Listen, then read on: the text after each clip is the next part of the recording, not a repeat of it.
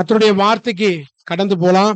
கர்த்தர் உங்களை ஆசீர்வதிப்பாராக. மத்தேயு 28ல 1 முதல் 10 வசனம். இதுல மைய வசனமாக 6வது வசனத்தை நான் வாசிக்கிறேன். எல்லாருமே எடுத்துக்கங்க. மத்தேயு 28:6, மத்தேயு 28:6. பைபிள் இல்லாதவங்க டிவியை பார்க்கும்படி அன்பாய் கேட்டுக்கொள்கிறோம். மத்தேயு 28:6.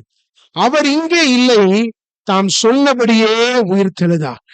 கர்த்தரை வைத்த இடத்தை வந்து பாருங்கள். திருப்பி வாசிக்கிறேன். அவர் இங்கே இல்லை, தாம் சொன்னபடியே உயிர் திறந்தார். கர்த்தரை வைத்த இடத்தை வந்து பாருங்கள். தலைகளை தாத்து ஜெபிப்போமா. பரிசுத்தமுள்ள தெய்வமே, அப்பாவை துதிக்கிறோம் ஆண்டவரே. நீர் பேசுகிற தெய்வம் ஆண்டவரே, நீர் ஜீவனுள்ள தெய்வம் ஆண்டவரே, எங்களோடு பேசுங்கப்பா. ஆண்டவரே துதிக்கிற நாங்க வெறுமனே போகக்கூடாது ஆண்டவரே. உங்க சத்தம் கேட்டு சித்தம் செய்ய ஆவியானவர் ஆண்டவரே எங்களை நடத்தும்படி ஜெபிக்கிறோம் ஆண்டவரே. துதிக்கிறோம் கர்த்தராகிய இயேசுவின் மூலம் துதிக்கிறோம் நல்ல தகப்பனே. ஆமென். திருப்பி ஒருத்தர் வாசிங்களே. 28:6. அவர் இங்கே இல்லை. அவர் எங்க இல்லைங்க? கல்லறையில இல்ல. நான் நேத்து உட்கார்ந்து சிந்திச்சு பார்த்தேன். அழகழகா இருக்கிற கல்லறை உண்டு, ஆளே இல்லாத கல்லறை ஒன்னே ஒண்ணுதான். ஆமே. சமீபத்துல இந்த ஆர்சிஎம்சிக்குள்ள போய் ஒரு மாசம் இருக்கும்னு நினைக்கிறேன். உள்ள போயிருந்தேன். உள்ள போகும்போது நம்ம திருச்சபைக்கு கல்லறையெல்லாம் ரெடி பண்ணணும் அப்படின்னு ஒரு தாட் இருந்துச்சு. சரி உள்ள போய் பார்ப்போம் அப்படின்னு சொல்லி உள்ள பார்க்கும்போது அழகழகா இருக்குங்க கல்லறை. நான் அப்பதான் நினைச்சேன், டே இங்கேயுமாடா வந்துட்டீங்க அப்படின்ற மாதிரி. அழகழகா மார்பிள்ஸ் எல்லாம் போட்டு, டைல்ஸ் கூட இல்ல, மார்பிள்ஸ் எல்லாம் போட்டு பக்காவா இருக்கு சில கல்லறை. ஆனா அழகழகா இருக்கிற கல்லறைகள் 1000, ஆளே இல்லாத கல்லறை ஒன்னே ஒண்ணுதான். அது நம்ம ஆண்டவருடைய கல்லறை. எஸ், அல்லேலூயா. காலியான கல்லறை ஒன்னே ஒண்ணுதான். அது நம்முடைய ஆண்டவருடைய கல்லறை. அதுதான் பேரை செய்கிற ஆண்டவர். இன்னைக்கு செய்தியுடைய தலைப்பு என்னன்னா, உயிர்த்தெழுந்த தேவனை சந்தித்த நபர்களுடைய செயல்கள். உயிர்த்தெழுந்த தேவனை சந்தித்த நபர்களுடைய செயல்கள். உயிர்த்தெழுந்த தேவனுடைய செயல்கள் என்ன அப்படின்னு படிக்கலாம். 1-10 வரையும் தான் இன்னைக்கு படிக்க போறோம். முதல் வசனத்துல இருந்து வாசிங்களேன். 1-10 வரைக்கும் ஒவ்வொன்னா வாசிங்க. 1வது வசனம் வாசிங்க. 28:1. மத்தேயு 28:1. ஓய்வு நாள் முடிஞ்சுன்னா என்ன அர்த்தம்? ஓய்வு நாள் முடிஞ்சுன்னா என்ன அர்த்தம்? ஞாயிற்றுக்கிழமை முடிஞ்சுன்னு இல்ல. அவர் ஞாயிற்றுக்கிழமை தான் உயிர்த்தெழுந்தார். ஓய்வு நாள் முடிஞ்சுன்னா சனிக்கிழமை முடிந்து. எஸ், யூதர்களுடைய முறைமை அப்படிதான். சனிக்கிழமை முடிந்து. வாசிங்க. வாரத்தின் முதலாம் நாளாகிய விடிந்து வருகையில்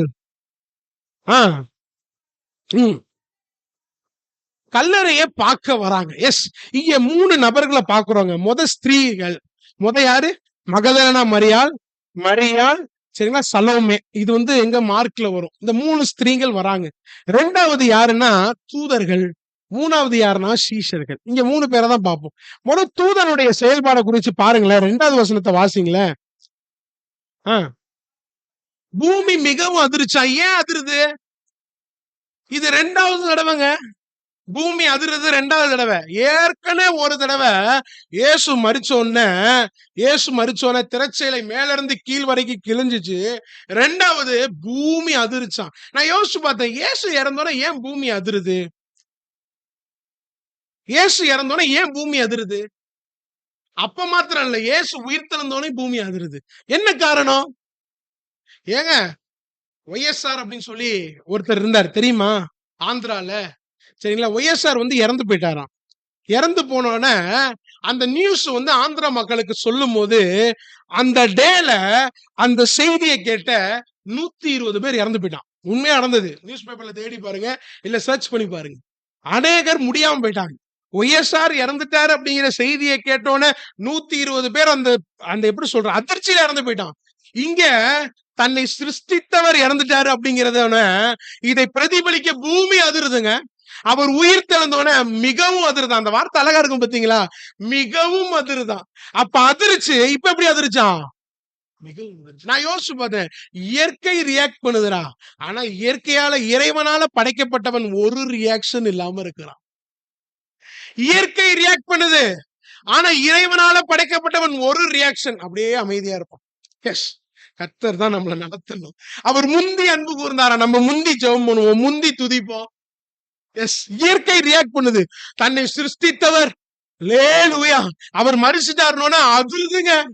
அடுத்து உயிர்த்தெழுந்தாருன்னு மிகவும் அதிருதுங்க. ரொம்ப சந்தோஷம். இந்த பூமி அதிர்றத பார்த்துட்டு ஒருத்தன் தெய்வத்தை மகிமைப்படுத்துறான் தெரியுமா? ஒருத்தன் தெய்வத்தை மகிமைப்படுத்துறான் தெரியுமா? லூக்கா 23:47 எடுத்து வாசிங்களேன். ஒருத்தன் தெய்வத்தை மகிமைப்படுத்துறான். லூக்கா 23:47. 100க்கு அதிபதி சம்பவித்ததெல்லாம் பார்த்துட்டு மெய்யாகவே இந்த மனுஷன் அல்லேலூயா காரணமா இருந்தது என்ன தெரியுமா? அந்த சிருஷ்டிப்பு. அல்லேலூயா சிருஷ்டிப்பு. சிருஷ்டிகர் இறந்துட்டாருன்னு அதால தாங்க முடியல, வெளிப்படுத்துது. என்ன பார்த்து எத்தனை பேரு தெய்வத்தை மகிமைப்படுத்துறான்? தூசிக்காம இருந்தா ஸ்தோத்திரம் ஆண்டவரே. அது மிகவும் அதிருது. அந்த வார்த்தை எனக்கு ரொம்ப ஆச்சரியமா இருந்துச்சுங்க. இயேசு உயிர்த்தெழுந்துட்டாருன்னு மிகவும் அதிருதான். சந்தோஷம் தாங்க முடியல. நீங்க எத்தனை பேர் சந்தோஷமா இருக்கிறீங்க? நம்முடைய ஆண்டவர் உயிரோடு இருக்கிறவர். ஆமென் அல்லேலூயா. நீங்க பேசினா அவருக்கு தெரியுங்க. உங்களுடைய அவமானங்கள் அவருக்கு தெரியும். ஏன்னா தெரியுமா? அவரும் அவமானப்பட்டார். உங்களுடைய புறக்கணிப்புகள் அவருக்கு தெரியும். ஏன்னா அவரும் புறக்கணிக்கப்பட்டார். உங்களை யாராச்சும் அசட்டை பண்ணாங்கன்னா அவளுக்கு தெரியும். ஏன்னா அவரும் அசட்டை பண்ணப்பட்டவராக இருந்தார். உங்களுடைய எல்லா சூழ்நிலைகளும் அவருக்கு தெரியும். அல்லேலூயா. உங்களை வானத்திலிருந்து இறங்கி வந்து வாசல்ல இருக்க கல்ல புரட்டு தள்ளி. எதுக்கு கல்ல புரட்டணும்? இந்த கல்ல வச்சது யாருன்னா பிரதான ஆசாரியருக்கு. ஏன்னா இயேசு எஸ்கேப் ஆயிடுவார் நினைச்சிட்டு கல்ல வச்சாங்க. அவங்களுடைய புத்தி அப்படிதான். இந்த கல்லை எதுக்கு புரட்டணும்? ஏன் இந்த கல்ல தள்ளினாதான் உயிர்த்தெழுந்த தெய்வம் வெளியே வர முடியுமா? இல்ல, அவர் நீங்களும் சீஷர்களும் உள்ள போய் பார்க்கணும். அதுக்காக தூதன். நான் யோசிச்சு பார்த்தேன், இந்த கர்த்தருடைய தூதன் யார் தெரியுமா? கர்த்தர் சொல்றதை செய்பவன், கர்த்தர் சொல்றதை சொல்பவன். கர்த்தர் எதை சொல்றாரோ அதான் சொல்லுவான். கர்த்தர் எதை செய்யணும் சொல்றாரோ அதான் செய்வான். இதுதான் கர்த்தருடைய தூதன். நீங்க கர்த்தருடைய தூதன் ஒரு காரியம் செய்யறான்.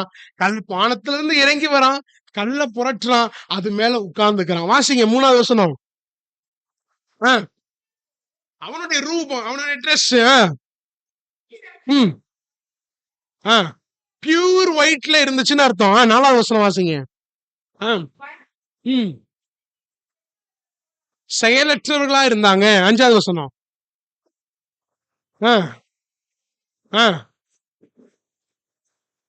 தூதர்கள் அந்த ஸ்திரீயை பார்த்து ஒரு வார்த்தை சொல்றாங்க. என்ன சொல்றாங்கன்னா, பயப்படாதிருங்க. இன்னைக்கு ஒருவேளை பயந்து வந்தீங்கன்னா தெய்வம் உங்களை பார்த்து சொல்ற வார்த்தை பயப்படாதீங்க. எஸ், பயப்படாதீங்கன்னா ஆதியாகமத்துல இருந்து வாசிச்சு பாத்தீங்கன்னா ஒரு காரியம் புரியும். பயப்படாதீங்க, நான் உங்க கூட இருக்கிறேன்னு அர்த்தம். ஆபிரகாம் அப்படிதான் சொல்லுவாரு, ஆபிரகாமே நீ பயப்படாதே, நான் உன்னோட இருக்கிறேன். அல்லேலூயா. நீ சூழ்நிலையை பார்த்து பயப்படாதே ஆபிரகாமே, நான் உன் கூட இருக்கிறேன். அல்லேலூயா. ஒருவேளை நீ வேலைக்காரங்களா கூட்டு போயிட்டு எத்தனையோ படைகளை வீழ்த்தி இருக்கலாம், ஆனாலும் பயப்படாத. எல்லா படைகளுக்கும் மேலானவர் நான் உங்க கூட இருக்கிறேன். எஸ், அவர் உங்க கூட இருக்கிறாருங்க. எதிர்காலத்தை குறித்த பயம் வேண்டாம், நாளைய குறித்த பயம் வேண்டாம், பிள்ளைகளுடைய எதிர்காலத்தை குறிச்ச பயம் வேண்டாம். கர்த்தர் உங்க கூட இருக்கிறார், பயப்படாதீங்க. வாசிங்க.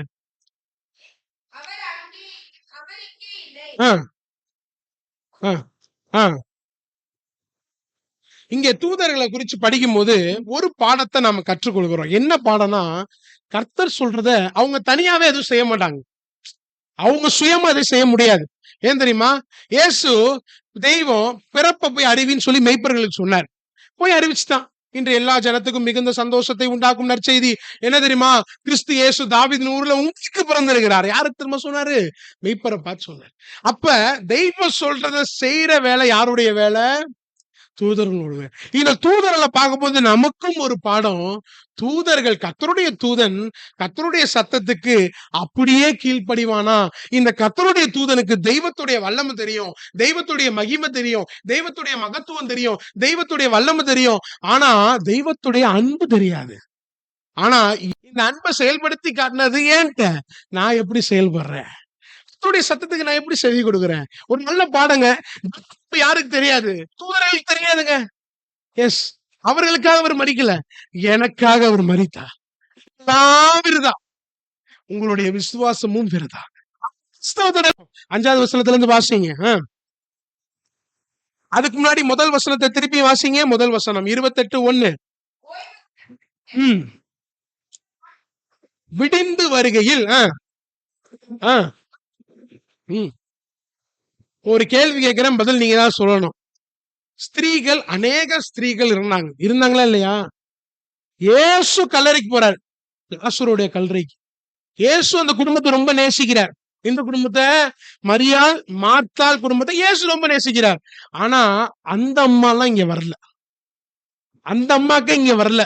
இங்க வந்தது வேற அம்மா. யார் தெரியுமா? மகதலேனா மரியாள். எஸ். ஏன் ஒரு கேள்வி, ஏங்க இவ்வளவு ஸ்திரீகள் இருக்கிறாங்க, ஏன் இந்த அம்மா கல்லறைக்கு வரணும்? ஏன் கல்லறைக்கு வரணும்? எதுக்கு கல்லறைக்கு வரணும்?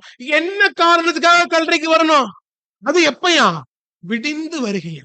விடிந்து வருகையில்னா என்ன அர்த்தம்? அதிகாலையில இருட்டோட எழுந்து. இன்னொரு அதிகாரத்துல வாசிப்போம், இருட்டோட எழுந்து.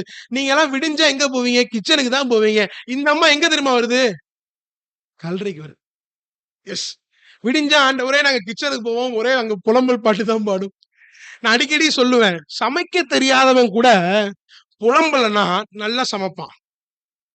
சமைக்க தெரிஞ்சவன் புலம்புனானா அந்த சமையல் டோட்டல் க்ளோஸ். நம்ம ஆளுங்க என்ன தெரியுமா தப்பு பண்றது? புலம்பி புலம்பி புலம்பி புலம்பி குழம்ப தப்பா வச்சிடுறாங்க. புலம்புனா சமையல் விளங்காது. எஸ், அல்லேலூயா. இங்க கல்லறைக்கு வராங்க ஸ்திரீங்க, இருட்டோட எழுந்து, அதிகாலையில எழுந்து கல்லறைக்கு வராங்க. என்ன காரணமா இருக்கும்?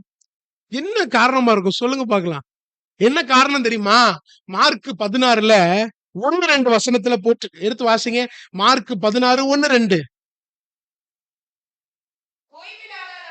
ஆ, ஆ, ஆ, ஆ. சுகந்த வர்க்கம் இடும்படி. ஆ, ஆ, ஆ, ஆ. போதும், போதும். இங்க என்ன காரணத்துக்காக வந்திருக்காங்கன்னு போட்டிருக்கு. எதுக்காக வந்தாங்களாம்? சுகந்த வர்க்கம் இடும்படி. ஏங்க ஒரு காரியத்தை நீங்க 4 சுவிசேஷத்தை வாசிச்சீங்கன்னா அழகா கத்துக்கலாம். இங்க சுகந்த வர்க்கம் இடும்படி, சென்ட் அது இடும்படி கல்லறைக்கு வராங்க. ஏற்கனவே இயேசு மரிச்சு பாடியா இருக்கும் போதே, கல்லறையில வைக்கும் போதே இந்த சென்ட் எல்லாம் போட்டுதான் வச்சாங்க. யோவான் 19ஆம் அதிகாரம் 39, 40. யோவான் 19, 39, 40. வாலிபர்கள்லாம் நைட்டு தூங்காம சபையில வந்து தூங்குனீங்க, இயேசு உயிர் தெழுந்துட்டாரு, இன்னும் நீங்க உயிர் தெழல. அல்லேலூயா. அஹ், அஹ், அஹ், அஹ். வெள்ளை போலமும் கரிய போலமும் மிக்ஸ் பண்ணி 100 ராத்தல் கொண்டு வந்து இயேசுவின் சரீரத்தை எடுத்து யூதர் அடக்கம் பண்ற முறைப்படி சீலையில கட்டி சுத்தினாங்க. யோசிச்சு பாருங்க. ஏற்கனவே சுகந்த வர்க்கம் எல்லாம் போட்டுதாங்க இயேசு அடக்கம் பண்ணிருக்கு. இப்ப எதுக்கு சுகந்த வர்க்கம்? ஆண்டவர் மேல அந்த அம்மாக்களுக்கு அளவற்ற ஒரு அன்புங்க. எஸ். அவன் நிக்கோதேமு செஞ்சிட்டாயா, நான் செய்யணுயா. நிக்கோதேமு செஞ்சிட்டான். கரிய போலம் வெள்ளை போலம்லாம் கலந்து சுகந்த வர்க்கம்லாம் இட்டு சேலை சுத்தி ஆண்டவர் இறக்கிட்டான். ஆனா அதிகாலையில எழுந்து சுகந்த வர்க்கங்களை வாங்கி கொண்டுன்னு வாசிக்கிறோம். வாங்கினா எங்க வாங்கியிருப்பாங்க? கடையில போய் வாங்கியிருப்பாங்க. மத்தேயு 16, மார்க் 16, 1 போடுங்களேன். அதுல போட்டிருக்கு பாருங்களேன். சுகந்த வர்க்கங்களை வாங்கி கொண்டு. எங்க வாங்கியிருப்பாங்க? கடையில வாங்கியிருப்பாங்க. எப்ப? அதிகாலையில கடை திறந்திருக்குமா? எஸ். நம்மளால அதிகாலை போனா கருவேப்பிலை கூட வாங்க முடியாது.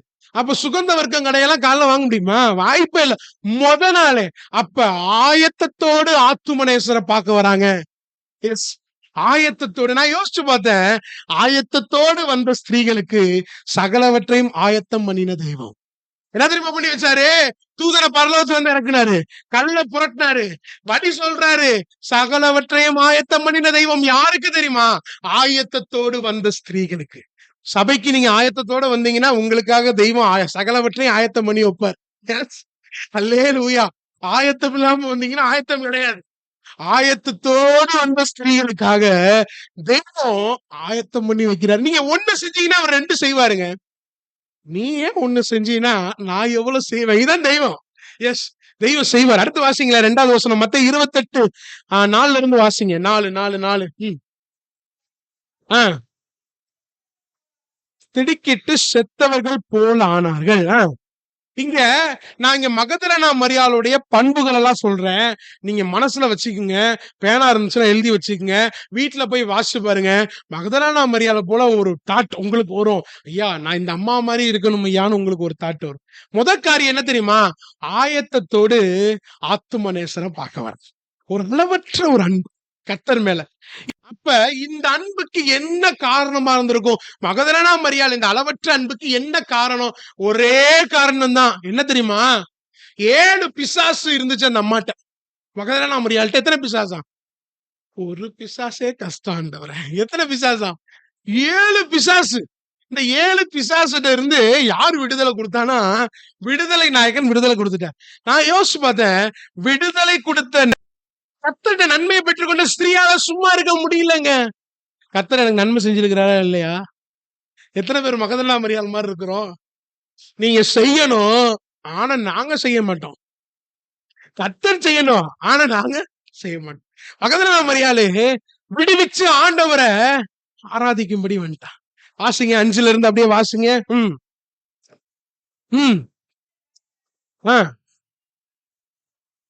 தேடுகிறீர்கள் என்னவா? நம்ம என்ன பண்ணாங்களாம்?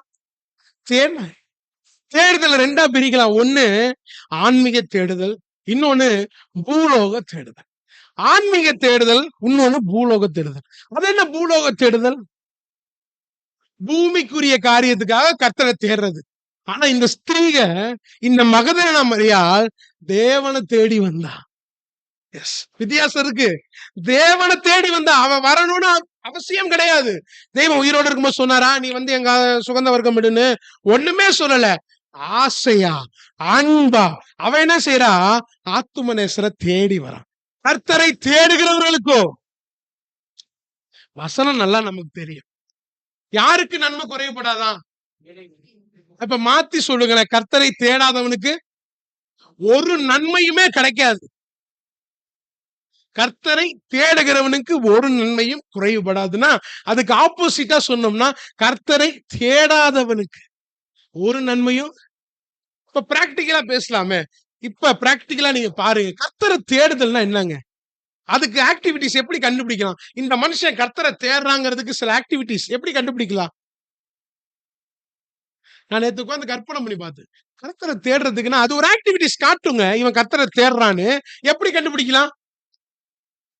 மகதலேனா மரியாள் மாதிரி ஆசையா தேவ சமூகத்துக்கு வருவான். ஐயோ ஆண்டவரே, இன்னைக்கு போலனா இவங்க வீட்டுக்கு வந்துருவாங்க விசாரிக்கிறேன்னு பேர்ல. மகதலேனா மரியாள் மாதிரி ஆசையா தேவ சமூகத்துக்கு வருவோம். இன்னொன்னு சொல்லவா? கர்த்தரை தேடுறதுக்கு சங்கீதம் 119 ஒரு வசனம் பியூட்டிஃபுல்லா இருக்கும். 148 எடுத்து வாசிங்களேன். 119 148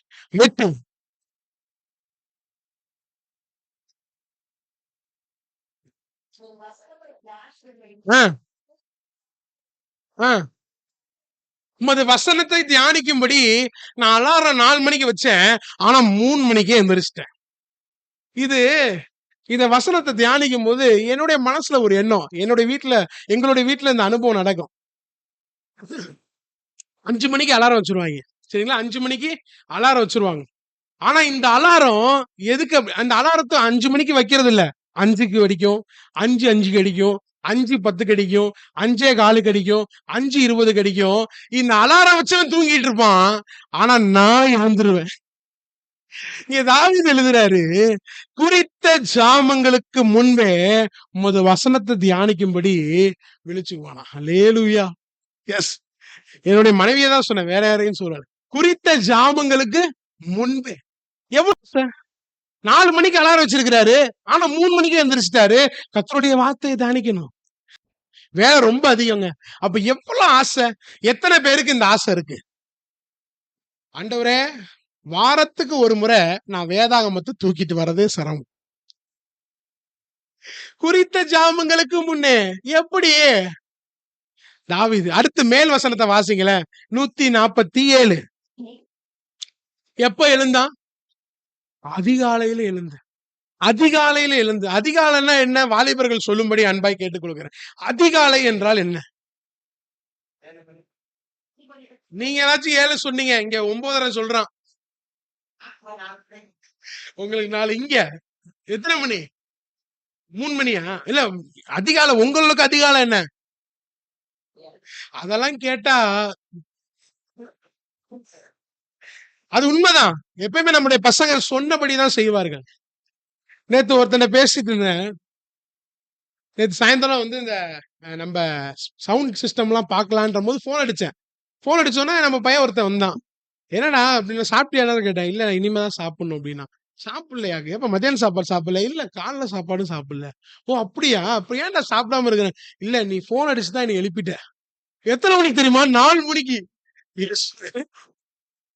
நைட்ல இருந்து ஒருத்தன் தூங்கியிருக்கான். எனக்கு அவனை பார்த்தோன்னே ரொம்ப ஆசை.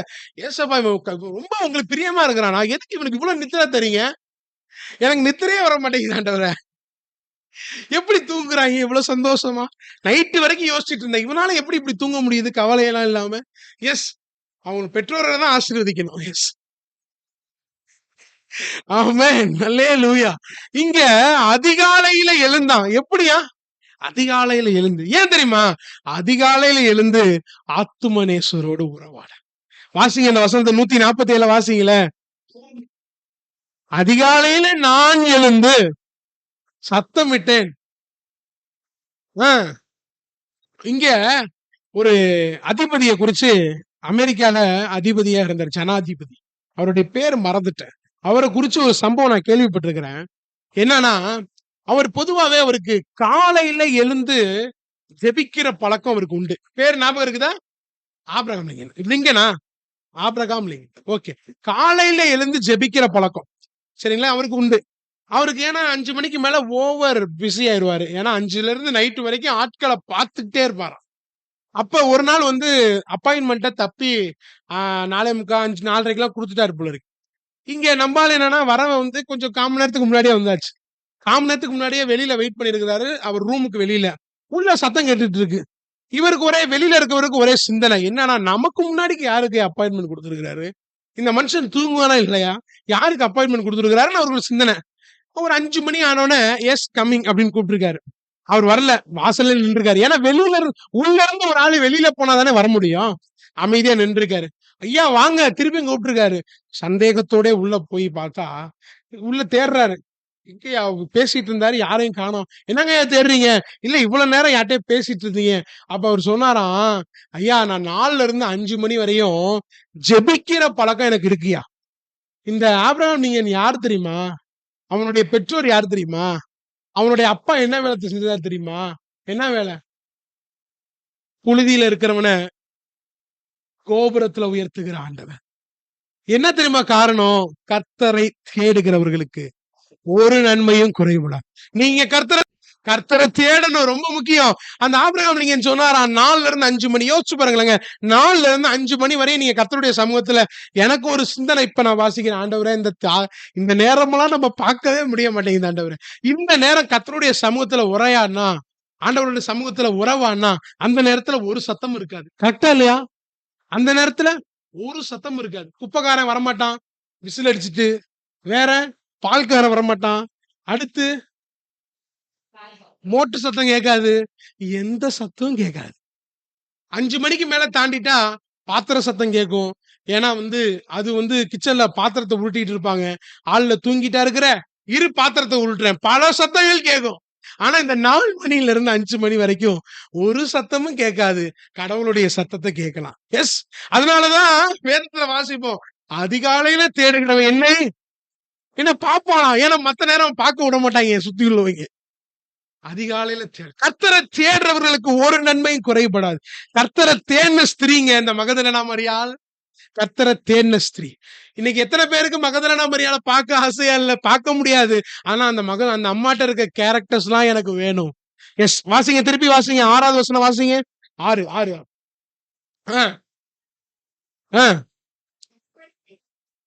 வந்து பார்த்துட்டு நீ அடுத்து ஒண்ணு செய்யணும். வாசிங்க. சீக்கிரமா போனா என்ன அர்த்தம்? அவசரமா போ. எதுக்கு போகணும்? இந்த அவசரம்னு எங்க இருக்கும்? ஆஸ்பத்திரியில இருக்கும் அவசரம், எமர்ஜென்சி அப்படின்னு இருக்கும். எதுக்கு அந்த எமர்ஜென்சி? ரொம்ப சீரியஸா இருக்கிறவங்கள இங்க வச்சிருப்பாங்க. நார்மல் வார்டுன்னு இருக்கும், எமர்ஜென்சின்னு இருக்கும். இந்த மாதிரி பிரிச்சு பிரிச்சு வச்சிருப்பான். அவன் கேட்டகரிக்கு ஏத்த மாதிரி. ரொம்ப சீரியஸா இருக்கவன தூக்கி எங்க வச்சிருப்பாங்கன்னா இங்க வச்சிருப்பாங்க. இங்க அந்த அம்மாவை பார்த்து சொல்றாரு, தூதன் சொல்றாரு, நீ அவசரமா போ, சீக்கிரமா போ, உனக்கு ஒரு வேலை. என்ன வேலை வாசிங்க.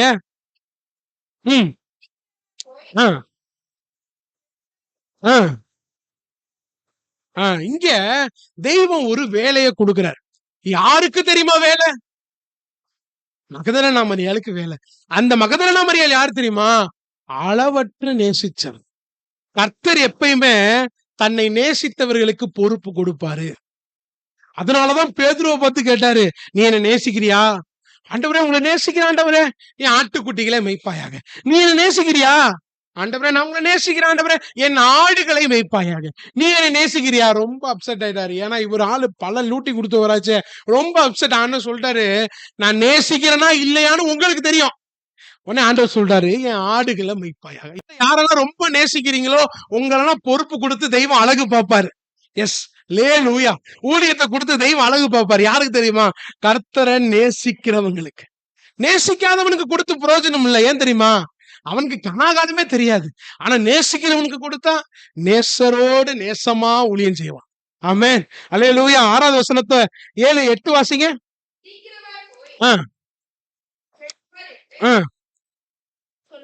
யாருக்கு சொல்லணுமா? இந்த அம்மா சொன்னுச்சா இல்லையா? சொன்னுச்சு தானே? சொல்லிருச்சு. இப்ப அப்படியே அடுத்தது சீஷர்களுக்கும் தேவனுடைய செயலையும் நம்ம பார்க்கணும். இந்த சொன்னதை கேட்ட சீஷர்கள் என்ன பண்ணாங்க தெரியுமா? எடுத்து வாசிங்களேன். லூக்கா 24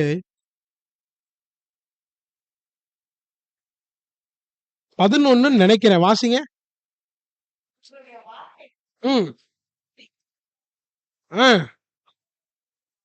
என்னவா தோணுச்சான்? வீண் பேச்சா தோணுச்சு. அப்படியே மகதலேனா மரியாள் முடிச்சாச்சு. அப்படியே சீஷர்கள் இந்த வார்த்தை எப்படி இருந்துச்சா? வீண் பேச்சா இருந்துச்சா? அந்த வார்த்தை என்ன செய்யலையா? நம்ப இயேசு உயிரோடு இருக்கும்போது தன்னுடைய சீஷர்கிட்ட நான் மரிப்பேன், 3ஆம் நாள் உயிர் தெழுவேன்னு சொன்னாரா இல்லையா? சொன்னார் தானே? மத்தேயு 16ஆம் அதிகாரம் 21வது வசனம் 21. மத்தேயு 16, 21.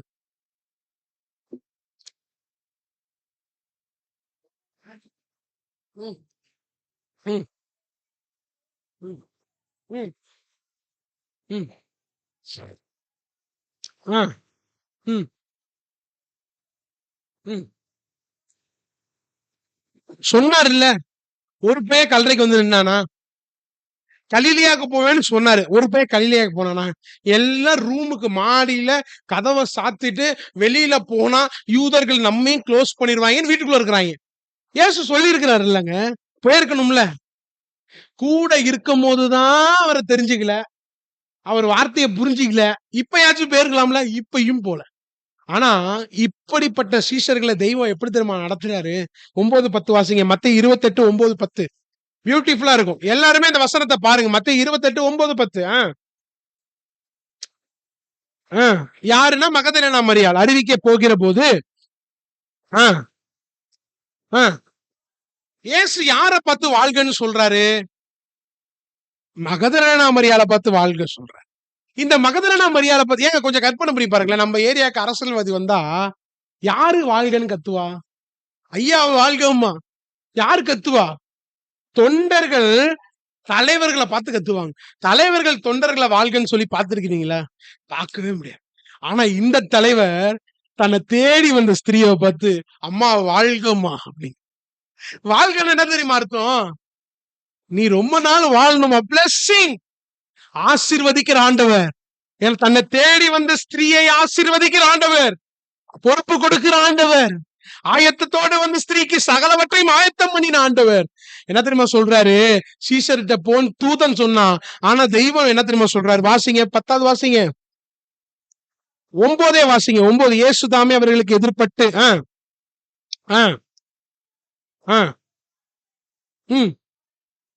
யாரு கழுவுனா? யாரு பணிந்து கொண்டா? மகதலேனா மரியாள்.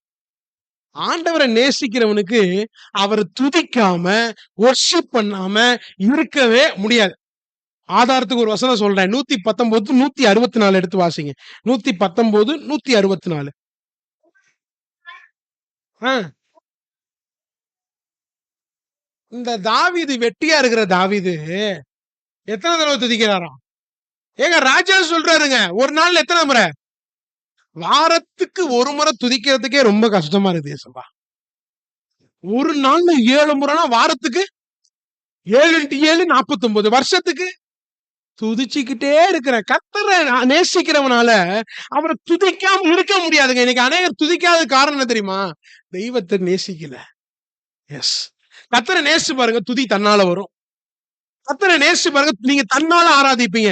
தெய்வத்தை பார்த்தோனே அவர் பாதத்தை கழுவி வொர்ஷிப் பண்ண ஸ்திரீங்க அந்த அம்மா. தெய்வம் முதல் முதல் தரிசனமானது யாருக்கு தெரியுமா? மகதலேனா மரியாளுக்கு. எப்பேற்பட்ட ஸ்லாக்கியத்தை நம்ம அம்மா கொடுத்திருக்காரு பாருங்க. அம்மா யாருங்க? சாதாரண அம்மாக்கு 7 பிசாசு நீங்கின அம்மாக்கு தெய்வம் முதல் முதல் தரிசனமானா. எஸ், நம்முடைய ஆண்டவர் எப்பவுமே வித்தியாசமானவர். இப்ப அந்த அம்மாட்ட ஒரு காரியத்தை சொல்றாரு. தூதன் சொன்னா இயேசுன்னு சொல்றாரு. 10 வாசிங்க. ம். ஆ, ஆ, ம். தூதர்கள் சீஷர்கள்னு சொன்னாருங்க. தெய்வம் என்ன சொல்றாரு? யார? சீஷர்கள. இந்த சீஷர்கள் யாரு? தெய்வத்தை அரெஸ்ட் பண்ண ஒரு கூட்டம் வருது. பிரதான ஆசாரியர்கள் கூட்டம். இந்த கூட்டம் வந்தோடனே துண்ட காலம் துணிய காலம்னு ஓடுனா. சில பேரோட ட்ரெஸ் எல்லாம் வந்திருக்கும். ஓடுனா ஓடு, ஒருத்தன் காட்டி கொடுத்துட்டான். ஒரு கூட்டம் ஓடி போச்சு. இதுல இன்னொரு ஸ்பெஷலிஸ்ட் ஒருத்தர் இருக்கிறாரு. என்ன தெரியுமா? 3 முறை மறுதளிச்சிட்டேன். மறுதளித்தவன், விட்டு ஓடி போனவன், காட்டி கொடுத்தவன் ஒருவேளை உயிரோட இருந்தாலும் அவனுக்கு இந்த வார்த்தை போயிருக்கும். ஆனா அவனை பார்த்து தெய்வம் சொல்றாரு, என் சகோதரர்கிட்ட போய் சொல்லு, அவனை பார்க்க நான் வந்துட்டு இருக்கிறேன். ஐயோ, எவ்வளவு தெய்வம் அன்புள்ளவருங்க. சீஷர்கள்னு தூதர்கள் சொல்றாங்க. தெய்வத்துடைய வாயில என்ன தெரியுமா வருது? சொல்லுவாரு. மார்க் 16ல 7வது வசனத்தை வாசிங்களேன். மார்க் 16:7.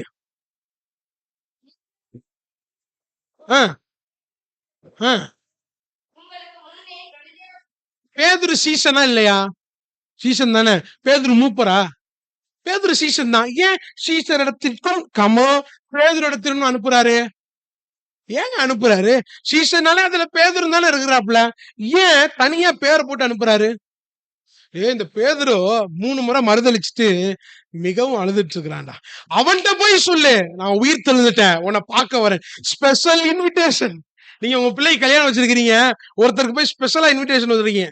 ஐயா வந்துருங்க ஐயா, உங்களுக்கு தான் முதல் பத்திரிக்கை, ஸ்பெஷல் இன்விடேஷன். தெய்வத்துடைய வார்த்தை அப்படிதான். சீஷர்ட்ட போய் சொல்லு, பேதுருட்டையும் சொல்லு, அவன் 3 முறை மறுதளிச்சவன், அவன்கிட்ட போய் சொல்லு, நான் உன்னை பார்க்க வரேன். இந்த பேதுரு கல்றைக்கு போல, இந்த பேதுரு கலிலேயாவுக்கு போல சொன்னதெல்லாம் மறந்துட்டான். எதிரிகளுக்கு கூட ஞாபகம் இருந்துச்சு, கூட இருந்தவங்களுக்கு ஞாபகம் இல்ல. ஆனா தெய்வம் அவங்கள தேடி போறாரு பாருங்களேன். இன்னைக்கு தெய்வம் பாவியா இருக்கிற என்ன தேடிதான் வந்தார். நாம தேடி போலங்க, அவர் தான் என்ன தேடி வந்து ரட்சித்தா. அவருடைய அன்பு நமக்கு புரியவே புரியாது. தெய்வத்துடைய அன்பு எப்படிப்பட்டது அன்பு தெரியுமா? புரியவே புரியாது. அறிவு கட்டாத ஒரு அன்பு. சீஷர்கள்ட்ட தனியா சொல்றாரு, பேதுருட்ட போய் சொல்லு, ஏன் சகோதரன் மறுதளிச்சவன், விட்டு போனவன், தூஷிச்சவன், இவனை பார்த்து சொல்றாரு, நான் உயிர் தெழுந்துட்டேன்னு போய் சொல்லியா. எஸ், ஆச்சரியமா இருக்கு. திருப்பி அந்த மத்தேயு 28:10 வாசிங்க.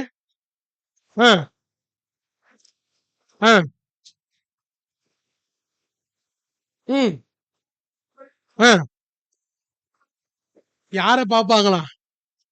இயேசு பார்த்துட்டு அந்த சீஷர்களுக்கு தரிசனம் ஆயிட்டாருல்ல. தரிசனமானவனும் ஒழுங்கா இருந்தாங்களா? சொல்லுங்களேன். சீஷர்களுக்கு தரிசனம் ஆயிட்டாரு. யோவான் 20 எடுத்து வாசிங்கன்னா தெரியும். எல்லாத்தையும் வாசி சொன்னா நேரம் பார்த்தாது. இப்ப அந்த சீஷர்கள் அதுக்கப்புறம் ஒழுங்கா இருந்தாங்களா? 21ல மீன் பிடிக்க போயிட்டாங்க. யார் தெரியுமா சொன்னா மீன் பிடிக்கணும்னு? ஃபர்ஸ்ட் சொன்னது யார் தெரியுமா? அதே பேதுரு.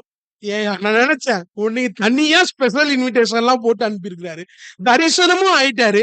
அதுக்கப்புறமும் நான் மீன் பிடிக்க போறேன். இத பார்த்து இன்னொருத்தன் சொல்றான், நானும் மீன் பிடிக்க வரோம். ஏங்க பேதுருவை வச்சுதாங்க சபையை கட்டணும்னு கர்த்தருடைய திட்டம். அப்ப தலை எல்லாம் பொறுப்பு கொடுத்து அனுப்பி வச்சார். எடுத்து வாசிங்க. மத்தேயு 28ல இது கடைசியா காமனா எடுத்து வாசிங்க. 19, 20 நிறைவு செய்ய போறேன் இந்த 2 வசனத்துல. மத்தேயு 28. யார பொறுப்பெடு போக சொன்னாரு? சீஷர்கள் மட்டும்தான் இந்த வார்த்தையா? எனக்கு போனா எங்க போனோம்? வீட்டை விட்டு வெளியில கிளம்பு. ஃபர்ஸ்ட் என்ன செய்ய? வீட்டை விட்டு வெளியில கிளம்பு. ஒண்ணு வீட்டை விட்டு கிளம்புற, ரெண்டாவது சபையில வந்து உட்கார்ற, திருப்பி வீட்டுக்கு போற, வேற எங்கேயும் நீ புறப்படுறது இல்ல. ஆண்டவரே நான் மார்க்கெட்லாம் போறேன் ஆண்டவரே, அதெல்லாம் மேட்டர் இல்ல. நீங்கள் புறப்பட்டு போய் என்ன செய்யணுமா? எதுக்கு போகணுமாங்க? எதுக்கு போகணுமாங்க? வாசிங்க. சீஷர் ஆக்கணும்னா நான் யாரா இருக்கணும்? நம்ம சீசன் தான், நம்ம சீசன் தான். நம்ம என்ன செய்யணுமா? அடுத்தவனை சீஷர் ஆக்கணுமே தவிர அடுத்த வலை ஆக்கிடக்கூடாது. அடுத்தவனை சீஷர் ஆக்கி வாசிங்க. என்ன செய்யணுமா? மூணாவது ஞானஸ்தானம் கொடுத்து வாசிங்க.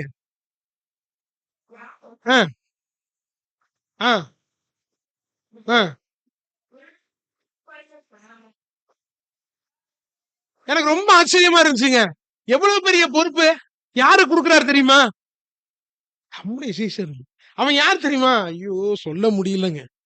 பெரிய பொறுப்ப பெரிய ஆசீர்வாதத்தோடு கொடுக்கிறார். என்ன தெரியுமா ஆசீர்வாதம்? உலகத்தின் முடிவு பரியந்தம் சகல நாட்களிலும் நானும் கூட இருக்கிறேன், நீ புறப்பட்டு போ, சகல ஜாதிகளை சீஷராக்கு, ஞானஸ்தானம் கொடு. எஸ், லேலூயா, புறப்பட்டு போ. லேலூயா. ஆத்தும ஆதாய பணி செய்ய தெய்வம் தன்னுடைய உலகத்தை விட்டு போகும்போது அவர் கடைசியா கொடுத்த பொறுப்பு என்ன தெரியுமா? ஆத்தும ஆதாய பணி. யாருக்கு தெரியுமா? எல்லாருக்கும். எல்லாரும் ஆத்தும ஆதாய பணி செய்யணுங்க. எல்லாரும் செய்யணும். ஆத்தும ஆதாயம் பண்ணுகிறவன் யார் தெரியுமா? நீதிமொழிகள் எழுதுறாரு. அவரே ஞானி, ஆனா அவர் எழுதுறாரு நாணவான்னு எழுதுறாரு. யார் நாணவனா? ஆத்துமாக்களை ஆதாயம் பண்ணுகிறவன் நாணவான். அப்ப ஆத்தும ஆதாயம் செய்யாதவன் யாரு? மூடன். நான் யோசிச்சு பார்த்தேன். சொத்து சேர்க்கிறவனை பார்த்து நீங்க மதிகேடன்னு சொல்றீங்க. அவன் நாணமா சேர்த்து வச்சிட்டு இருக்கிறான். தனக்கும் சேர்க்கிறான், தன் பிள்ளைகளுக்கும் சேர்க்கிறான், தன் சந்ததிக்கும் சேர்க்கிறான். அவனுக்கு தெய்வம் வைக்கிற பேரு மூடன், மதிகேடன். ஆனா ஆத்தும ஆதாயம் செய்யறவனுக்கு தெய்வம் வைக்கிற பேரு நாணவான். ஆத்தும ஆதாய பணி சிறந்த ஒரு பணி. அல்லேலூயா. ஜார்ஜ்னு ஒருத்தர் எப்படி தெரியுமா அந்த பகுதியை சொன்னாரு? அதை வாசிக்கிற எனக்கு ரொம்ப நைட் எல்லாம் ரொம்ப ஆசையா இருந்துச்சு. ஆண்டவரே, ஆத்துமாவை எனக்கு தான், இல்லை என்றால் என் ஆத்துமாவை எடுத்துக்கொள்ளும். ஆத்துமாவை எனக்கு தாங்க, இல்லைன்னா நான் உயிரோட இருந்து வேஸ்ட். மலையளவு வெள்ளியோ பொண்ணோ அதெல்லாம் குமிக்கிறத பார்க்கிலும் ஆத்தும ஆதாயம் செஞ்சாதான் எனக்கு மகிழ்ச்சின்னு சொல்றான். வீட்டுல மலையளவு வெள்ளி இருந்தாலும் எனக்கு சந்தோஷம் இல்ல, வீட்டுல மலையளவு பொண்ணு இருந்தாலும் சந்தோஷம் இல்ல. ஒரு ஆத்துமா ஆதாயம் பண்ணா அதுதான்டா எனக்கு மகிழ்ச்சின்னு சொல்றான். வில்லியம் ஒருத்தர் சொல்றாரு. என்ன சொல்றாருன்னா, பொன் வெள்ளி மேல இருக்கிற ஆசையை காட்டிலும் தீராத ஆசை ஆத்துமாக்களை ஆதாயம் பண்ணி கொள்றதான் இருக்கு. கடைசியா ஜான்னு ஒருத்தர் எழுதி முடிக்கிறார், ஒரு மிஷினரி. அந்த ஜான் என்ன தெரியுமா சொல்றாரு? பியூட்டிஃபுல்லா சொல்லுவார். என் தேசம் ரட்சிக்கப்படாமல் இருக்கும் போது என்னால எப்படி தூங்க முடியும்? இந்த வார்த்தையை நான் திருப்பி சொல்லி நம்ம ஜெபிக்க கடந்து போவோம். என் தேசம் ரட்சிக்காமல் இருக்கும் போது, என் தமிழகம் ரட்சிக்கப்படாமல் இருக்கும் போது, இருதயபுரம் ரட்சிக்கப்படாமல் இருக்கும் போது, சங்கலாண்டபுரம் ரட்சிக்கப்படாமல் இருக்கும் போது, வரகநேரி ரட்சிக்கப்படாமல் இருக்கும் போது, வேரோஸ் ரட்சிக்கப்படாமல் இருக்கும் போது என்னால எப்படி தூங்க முடியும்? எஸ், எப்படி தூங்க முடியும்? ஆண்டவர் பாக்குறாரு, யாராச்சும் ஒருத்தன் வருவானா? எனக்காக போவானா? எனக்காக போவானா? நான் அந்த ஊழியத்தை விட்டு உலகத்தை விட்டு போகும்போது ஒரு பொறுப்பை கொடுத்துட்டு போனேனே, இந்த பொறுப்பை யாராவது ஒருத்தனாச்சு செய்வானா? யாராவது ஒருத்தனாச்சு செய்வானா? ஒரு மிஷினரி, அவருக்கு வயசு 21 வயசு. 21 வயசுல வாலிபர்கள் நித்திரை தான் அடைந்து கொண்டிருப்பார்கள். ஆனா அந்த வாசம் என்ன தெரியுமா பண்ணானா? 21 வயசுல 1,23,000 ஆத்துமாக்களை அந்த வாலிபன் ஆதாயம் பண்ணான். அவன் 21 வயசுல இறந்து போயிட்டாங்க. ஆனா 21 வயசுல இறந்து போன அந்த வாலிபனுடைய கல்றைக்கு வெளியில போட்டிருக்கு, இவனுடைய தோற்றம் இது, இவனுடைய மறைவு இது, இவன் ஆத்துமாக்களை தேவனுக்கு ஆதாயம் பண்ணது 1,23,000 பேர். யோசிச்சு பாருங்க, 21 வயசு பையன். எத்தனை பேருக்கு 21 எல்லாம் தாண்டிருச்சுங்க? யாருக்குமே 21 ஆகல. ரொம்ப வருஷம் கல்யாணத்துக்கு காத்திருக்கணும். கர்த்தர் தான் உங்களை ஆசீர்வதிப்பாராக. எஸ், எல்லாருக்கும் 21 தாண்டிருச்சு, ஒரு சிலரை தவிர. ஆனா எத்தனை ஆத்துமாக்களை ஆதாயம் பண்ணிருக்கோம். எஸ், எத்தனை ஆத்துமாக்களை ஆதாயம் பண்ண. ஆத்துமா ஆதாயம் பண்ணுகிறவன் யார் தெரியுமா? நாணவான். நாம நாணவனா? நாணி எழுதுறாருங்க. நானா நாணி கிடையாதுடா. ஆத்துமா ஆதாயம் செய்றீங்களோ அவங்கதான்ப்பா நாணி. அட்லீஸ்ட் யாரோ ஒருத்தரையாச்சும் இந்த வருடத்துடைய இறுதிக்குள்ள கர்த்தருக்குள்ள நடத்து. எஸ், யாராவது ஒருவரையாவது நியூ இயர் சர்வீஸ்க்கு வரும்போது யாராவது ஒருவரையாவது இந்த வருஷம் நான் கர்த்தருக்குள்ள ஒரு ஆத்துமாவை கொண்டு வந்துட்டேன்னு சொல்லி, இங்கெல்லாம் சொல்றதுக்கே எனக்கு பயமா இருக்குது. கர்த்தர் ஆசீர்வதிப்பாராக சொல்லி கர்த்தருக்குள்ள கொண்டு வாங்க. அண்ணன் தாங்க கொண்டு வர சொன்னாரு, எங்க கையில இல்லைங்க, எல்லாமே அவரால உண்டானதுங்கன்னு சொல்லிடக்கூடாது. வருடத்து இறுதிக்குள்ள யாராவது ஒருவரையாவது, பக்கத்து வீட்டுக்காரர் ரசிக்கப்படல, எய்த்த வீட்டுக்காரர் ரசிக்கப்படல, போறப்ப ஒயின் ஷாப்ல பாருங்களேன், கூட்டம் கூடி அடிச்சிட்டு இருப்பாங்க. நாம உயிர்த்தெழுதல் ஞாயிறுல சந்தோஷமா ஆராதிச்சுட்டு போறோம். உயிர்த்தெழுதல் இருந்தா என்ன, குட் ஃப்ரைடா இருந்தா என்ன, தீபாவளினா என்ன, பொங்கல்னா என்ன, எங்களுக்கு பொங்க வைக்கணும்னு உட்கார்ந்துட்டு இருப்பாங்க. அவங்களுக்கு எல்லாம் யாருங்க ஜெபம் பண்ணுவா? யார் ஜெபம் பண்ணுவா? இன்னமும் நமக்காகவும் நம்ம குடும்பத்துக்காகவும் ஜெபம் பண்ணோம்னா எப்படி மேன்மையானதுக்கெல்லாம் ஜெபம் பண்ண முடியும்? நம்முடைய ஜெபத்தெல்லாம் மாற்றுவோமே. ஜெபத்தை கண்களை மூடலாமா? கண்களை மூடலாம். பெரிய பொறுப்பு கொடுத்து பெரிய ஆசீர்வாதத்தோடு அனுப்புறாரு. என்ன தெரியுமா? உலகத்தின் முடிவு பரியந்தமும், எஸ், சகல நாட்களிலும் நான் உங்களுடனே கூட இருக்கிறேன். எப்பேற்பட்ட ஆசீர்வாதம் பாருங்களேன் தெரியுமா? என்னோடதான் தெய்வம் சொல்றாரு, உங்களை பத்தான் தெய்வம் சொல்றார். உலகத்தின் முடிவு பரியந்தம் சகல நாட்களிலும் நான் உங்க கூட இருக்கிறேன்னு எங்களோடு பேசின வார்த்தைக்காக நன்றி ஆண்டவரே. மகதலேனா மரியாள்கிட்ட இருந்து ஒரு அழகான பாடத்தை கற்றுக்கொண்டோம். விசுவாசியாத சீஷர்களுக்கு அன்றே நீர் ஒரு மாபெரும் பொறுப்பை கொடுத்தீங்க. ஆனா சீஷர்களுடைய முடிவை பார்க்கும்போது எத்தனை பேர், எல்லா சீஷர்களும் தெய்வம் மாற்றினார்.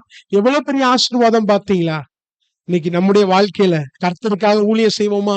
ஆத்தும ஆதாய பணி செய்கிறவன் தான் நாணவான். ஒரு தீர்மானம் எடுங்களேன், ஆத்தும ஆதாய பணி நான் செய்யணும் ஆண்டவரே, உதவி செய்யுங்க ஆண்டவரே, நான் அப்படியே உட்கார்ந்து இருக்க கூடாது ஆண்டவரே, உதவி செய்யுங்க ஆண்டவரே. உம்மை துதிக்கிறோம், பொறுப்பெடுத்துக் கொள்கிறோம். தந்தையை ஆசீர்வதிங்க. இயேசுவின் மூலம் துதிக்கிறோம் நல்ல தகப்பனே. ஆமென்.